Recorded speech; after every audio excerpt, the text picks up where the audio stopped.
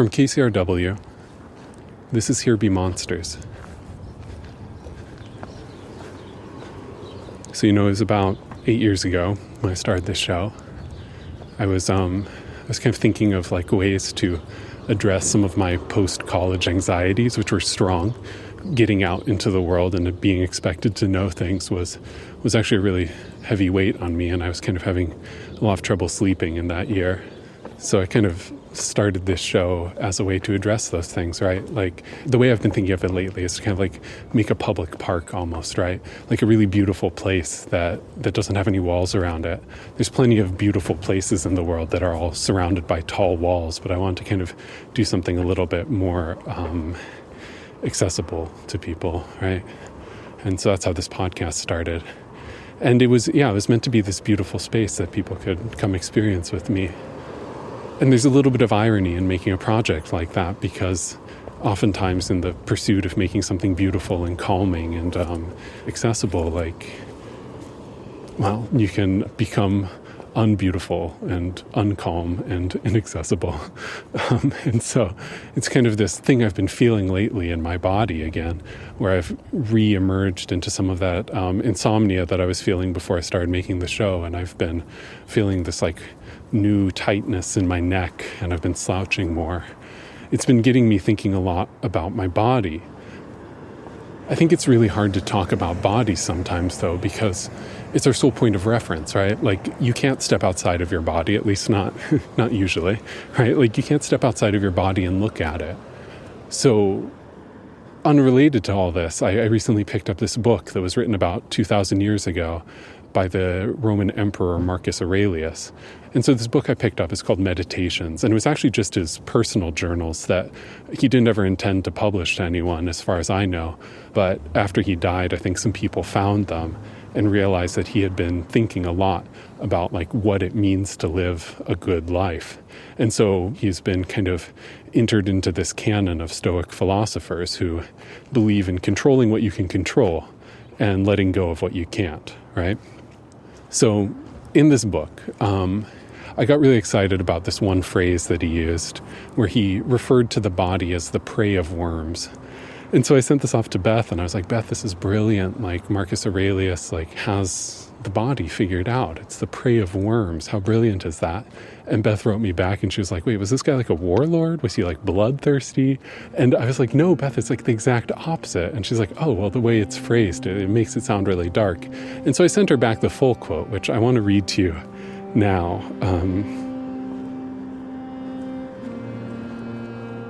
In the life of a man, his time is but a moment, his being an incessant flux, his senses a dim rushlight, his body a prey of worms, his soul an unquiet eddy, his fortune dark, and his fame doubtful. In short, all that is of the body is as coursing waters. All that is of the soul is as dreams and vapors. Life, a warfare, a brief sojourning in an alien land, and after repute, oblivion.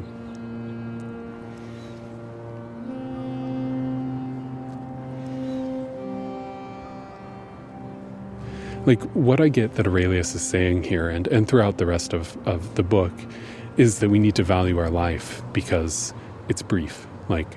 There's just no way around that. It's brief. And he says as much later on, where he says something it doesn't matter whether you're going to live another 3 seconds or 3 hours or 3 days or 3 years or 3 decades. It doesn't matter, because the only thing you can claim ownership of is the moment that you're living in right now. And in the grand scheme of things, the difference between 3 hours and 3 decades is really minimal.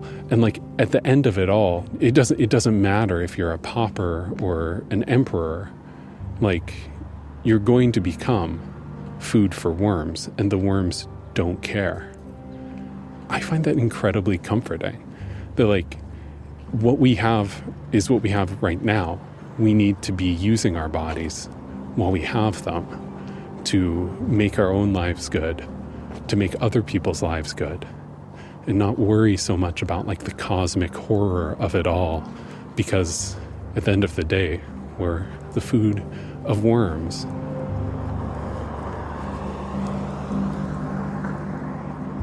think it helps me better understand myself and my struggles. And I don't think I'm alone in that. Like, I just really love models of the body. They make me feel a bit more human and a bit more at peace.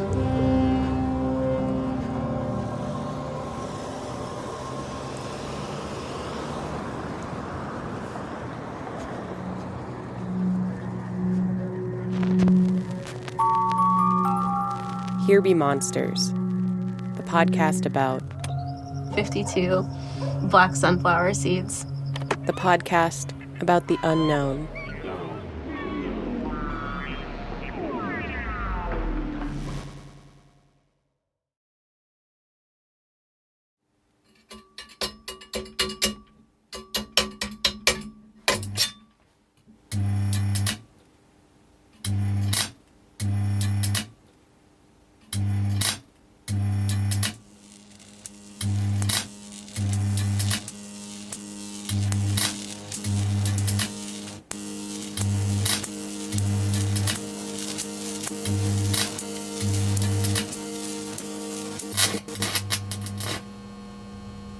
The body is a machine.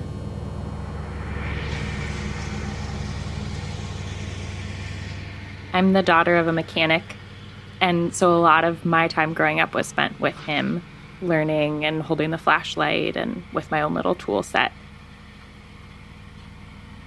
He would never describe himself as an intellectual, but he is certainly one of the smartest people I know. Understanding his thought process and his relationship with an engine or a pump or something like that has really helped me, as a doctor, understand the human body. Machines require affection, they require maintenance, and they will give you signals when there's something wrong.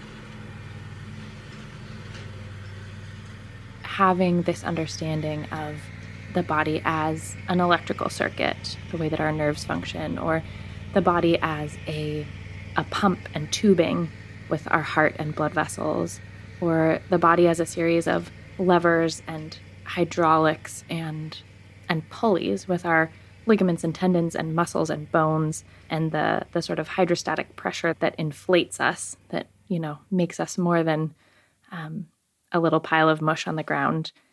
That is all very mechanical.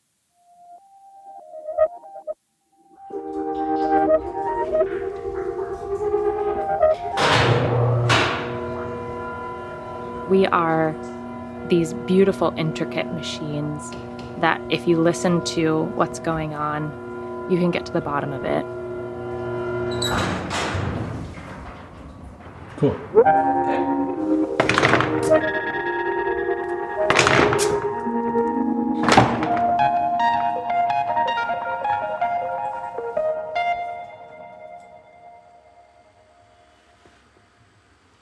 Okay.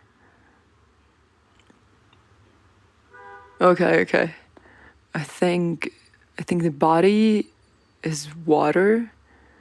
The body is open water. And I can keep going with metaphors. I also think the body is salt. Like we are salty. Yes, I'm gonna do it in Spanish first. Ir en un avión y notar las nubes, como los ríos y los mares, son cuerpos de agua. Entonces la epifanía. Los humanos también. Quiero vivir cerca de un cuerpo de agua. Ya sé cuál.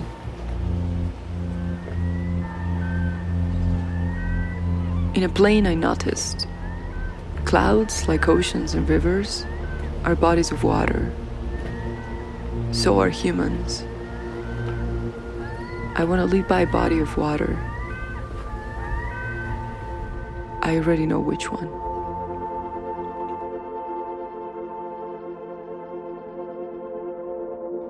It was.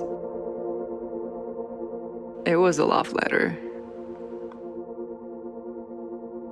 I'm currently in a very happy relationship, and one of the exercises we try to do, and this is unconscious, is to restate constantly that we love each other in a way that is not annoying or corny or excessively whatever. I grew up in the mountains of Colombia, very far from the ocean, and I grew up reading this repeated thing that we are 70% water. The notion that we are almost full of water. It's crazy. What we see of our bodies, what we see of everybody's bodies, is just a very, very tiny part. In a plane I noticed, ir en un avión y notar las nubes, like los ríos y los mares, son cuerpos de agua, are bodies of water. Entonces la epifanía, so are humans, los humanos también. Quiero vivir cerca de un cuerpo de agua. Of water. Ya sé cuál, I already know which one.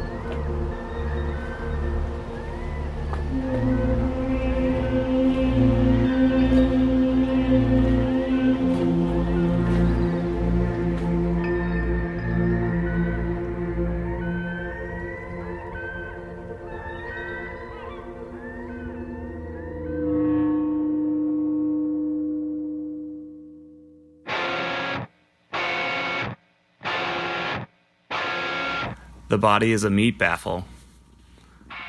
No, yeah, I think that's all I really can say about it. The body is a meat baffle. I, of course, am a meat baffle. I've been a professional meat baffle for 10 years.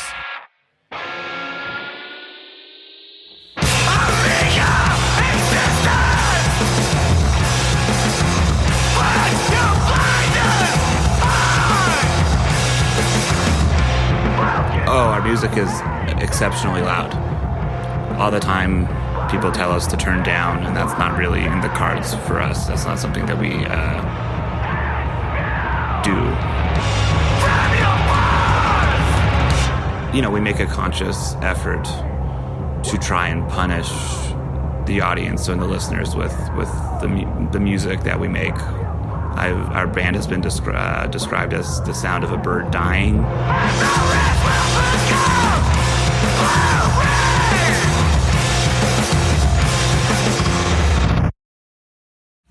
A sound check is like a test run. You plug in all your you plug in your amp, you plug in your patch cords, and you plug into your pedal board. You tune up your guitars, and then you get levels, so that the sound tech sort of has the thesis of your band, or sort of the idea, the proper volumes of your band to make the show sound the best for the audience. Sound checks never sound as good as the show. Because, when you sound check to an empty club, there's nothing, the sounds are all bouncing off of each other, off the walls, off the stage, off the floor. There's too much empty space.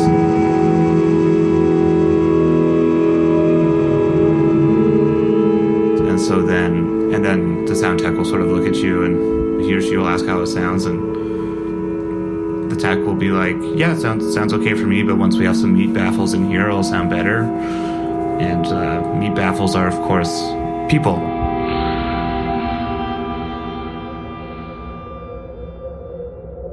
The more audience members, the less room that your sound has to bounce around, so it just sort of gets absorbed by, people's clothing, and it just can make sort of a more pure sound, and it's not just bouncing around.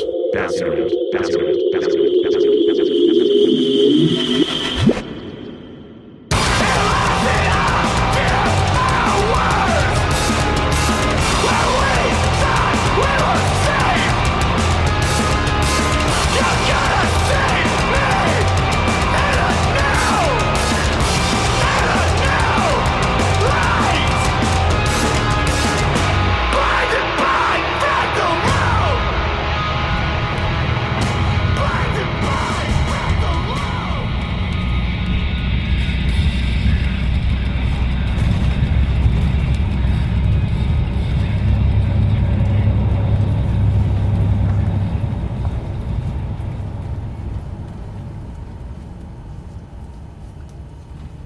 The body is a container for viscera.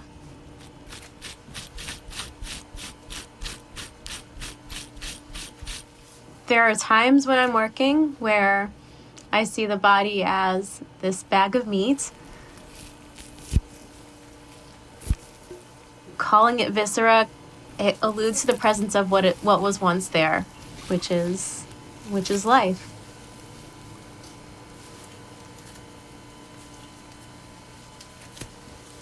Since I work with a lot of birds, I've looked at their crops. When their crops are full, I like seeing what's inside. And there can be all sorts of stuff like seeds or corn or little treats or things like that.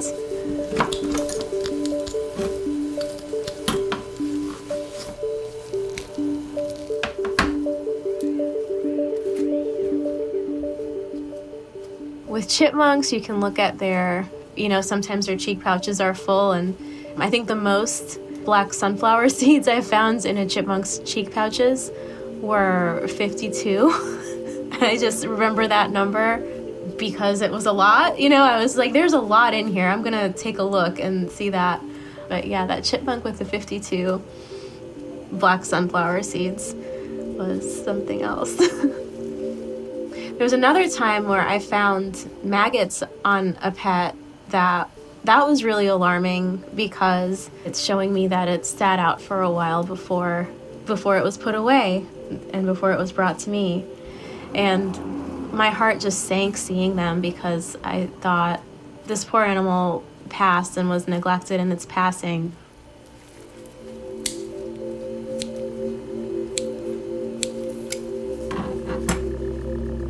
Yeah.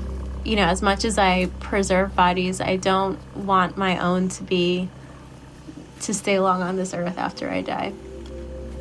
When I die, I don't think I'm going to have any broken wings or forgotten maggots. Yeah. I'm really lucky to say that I don't think I have those. But maybe some black sunflower seeds. Definitely some black sunflower seeds.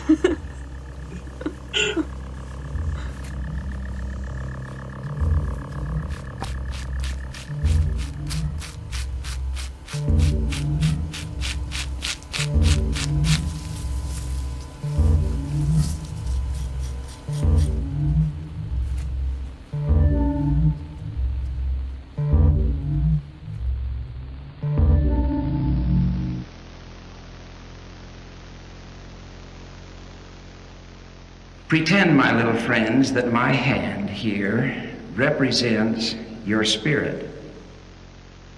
It is alive and it can move by itself. Suppose that this glove represents your body. When your spirit enters into your body, then it can move and act and live. Now you are a person, a spirit in a body.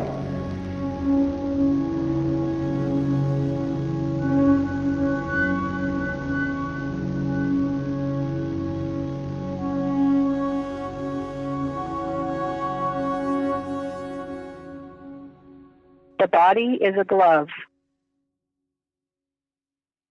I mean, when I visualize it, because I'm from Montana, I kind of think of maybe a nice soft leather winter glove that's nice and warm. But I guess it could be any type of glove. Our body is kind of like the clothing for our spirit. And when you take the glove off, it doesn't move.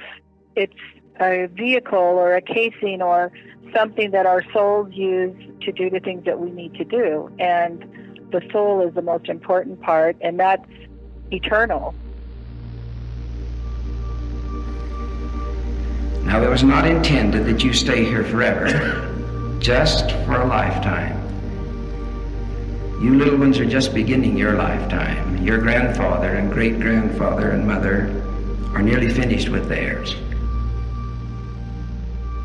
I worked in hospice for many years, and I'm a medical social worker, and I was holding the hand of a woman, an elderly woman who was passing away. This was many, many years ago. And so I sat at her bedside holding her hand, and as she stopped breathing, the feel of her hand was like, it was different.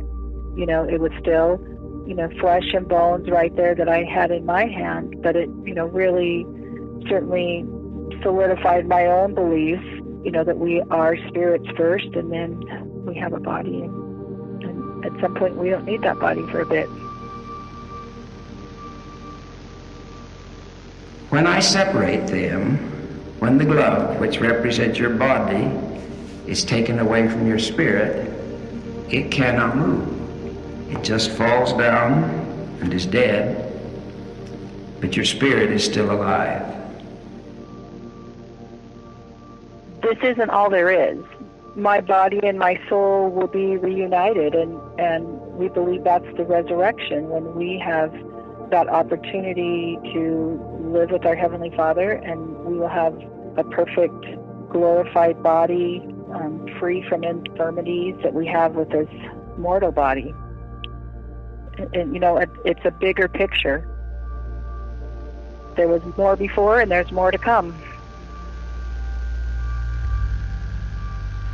The part of you that looks out through your eyes and allows you to think and to smile and to act and to know and to be, that is your spirit, and that is eternal.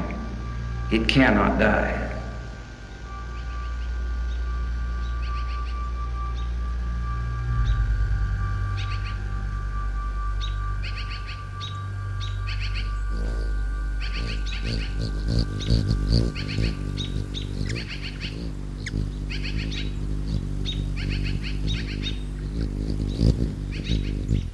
The body is also a garden.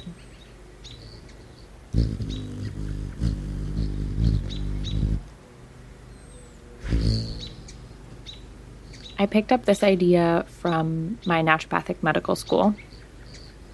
Naturopathic school is medical school, kind of traditional medical school, mixed with a broader view of the body as a whole, as a system. In that view, there's this idea that the body is growing, changing, with distinct life cycles and many, many, many living pieces working together. So this complex, cyclical, interwoven network, just like a garden or an ecosystem, really. There are more cells, more bacterial cells on our bodies, so in our guts and on our skin, than cells that make up us. Those cells are so small, those bacterial cells are so small compared to our cells that you can't really see the bacterial mass on us. But I think it's crazy to think that there is more bacteria on us than cells that make up us. And that's just amazing. And those bacteria in our guts are involved in fiber breakdown, in producing nutrients for the cells of our colon. They're even part of hormonal and neurotransmitter production in our gut and have a definite influence on metabolism and mood. So not just affecting our digestion, but affecting our bodies as a whole. So yes, there is this literal garden on our bodies.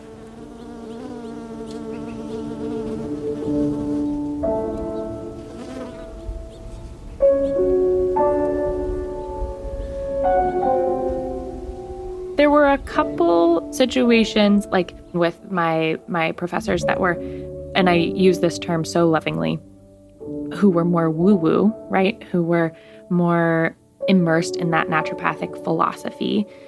Their relationship with machines was much different than mine, and much different than my dad's relationship with machines. And I think that they felt that comparing us to machines felt too reductionistic and too lifeless.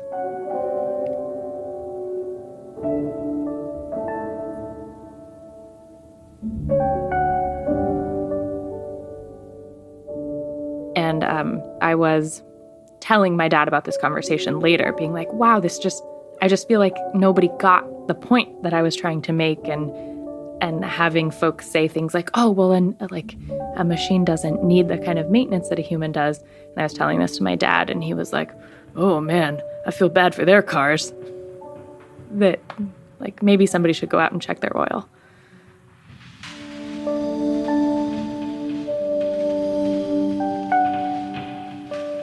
And I think that if you exclude the idea of the body being a machine, you lose the opportunity to explain the body to people who understand machines.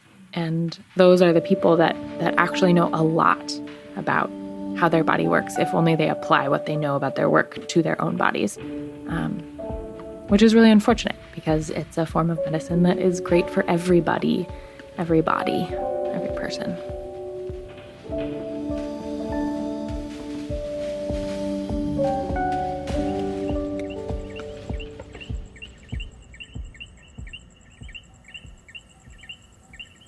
My name is Kelly Bowen. I'm a naturopathic doctor in Seattle, Washington, and I work at a clinic called One Connection Healthcare. My name is Juliana Castro. I'm a graphic designer, and I work for a nonprofit called Access Now, and I'm also the founder of Cita Press, which is a feminist open access publisher. My name is David Schellenberg. I play guitar and scream in a noisy hardcore band called Tunic. We are from Winnipeg, Manitoba, Canada. My name's Divya Anantharaman. I'm a taxidermist, and you can find my work on Instagram at Gotham Taxidermy. Is it okay to say I'm Beth's mom? Oh, that'd be great. Yeah, I mean, I was hoping you would. Okay, my name is Tammy Denton Clark, and I'm Bethany's mom.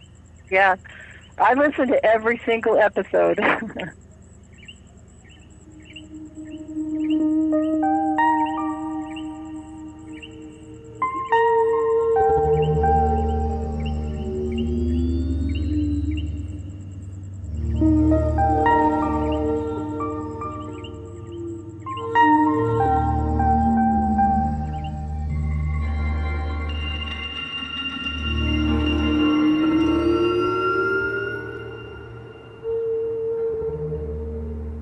If you're like Tammy, if you listen to every single episode, please send your favorite episodes to a friend or two. Word of mouth is really the biggest way that we find more wonderful and strange people to listen to this little show. So we really appreciate it when you send new people our way. Thank you. You know, today it's March 16th, 2020. And that narration that I recorded at the beginning of this episode, I recorded that about a week ago while I was walking around town. Bodies have been on my mind in a different way lately. Talk of bodies has made its way into every email I've written, every obligation I've blown off. I guess bodies are just on the mind right now. All this to say, please wash your hands. Please don't be harsh to people. I think we need to find new ways to keep our minds present as we find new ways to love each other. Now, speaking of bodies, KCRW's series called Bodies is back, and they just started a new season. So if you like to think about bodies, you'll like the podcast Bodies. It's on your favorite podcast app.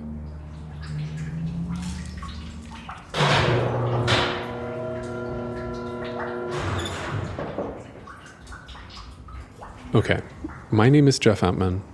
I produced this episode with help from Bethany Denton. Big thank you to Jackie Scott for helping me record the sounds of the freight elevator that you heard briefly in this episode.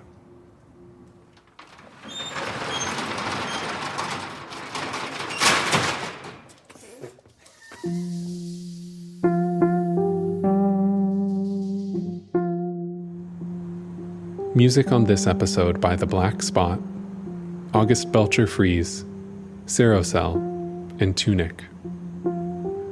Also on this episode, you heard a wonderful clip from the 1973 address at the Church of Jesus Christ of Latter-day Saints. It was President Boyd K. Packer talking about how the body is like a glove. I really like that clip. It's pretty short and it's embedded on our website if you'd like to watch.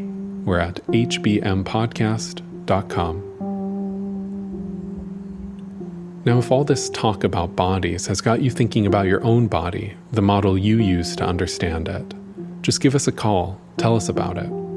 Our number is 765-374-5263. You'll be able to record a voicemail for up to 3 minutes, and hopefully we're putting together a voicemail episode sometime later this season, and we'd love to include your thoughts in that episode.